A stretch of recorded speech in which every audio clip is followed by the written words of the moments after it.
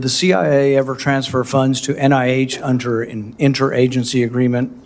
On the advice of counsel, I respectfully decline to answer based upon my rights under the Fifth Amendment of the Constitution.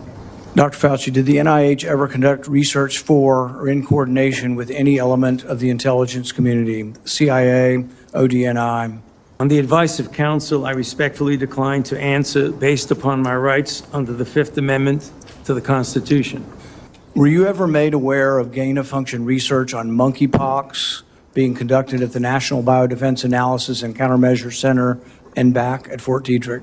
On the advice of counsel, I respectfully decline to answer based upon my rights under the Fifth Amendment of the Constitution. The reason why these questions are important is, President Trump has done a ban, and we're glad that he did a ban on gain-of-function research, so we're better off than we were when we had an advocate serving as head of NIAID, an advocate for gain-of-function research. There is still, though, a question, whether or not the intelligence community is adhering to that order. There's a question of whether or not gain-of-function research is still ongoing, and these are important questions the American people deserve to know.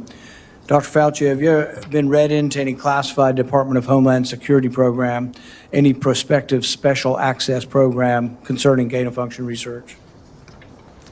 On the advice of counsel, I respectfully decline to answer based upon my rights under the Fifth Amendment of the Constitution. When we look at the research in China, the gain-of-function research that you've denied was gain-of-function, one of the things that startled the scientists when they saw COVID in the first couple of weeks was when they looked at the sequence of it, they said, oh my God, there's a furin cleavage site in it.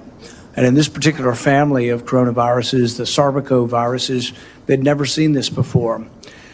They were also startled to look at it and see how it was coded for, what the codons were, and to discover that the codons used out of 36 different possibilities turned out to be the one that was commonly used in gene manipulation by scientists.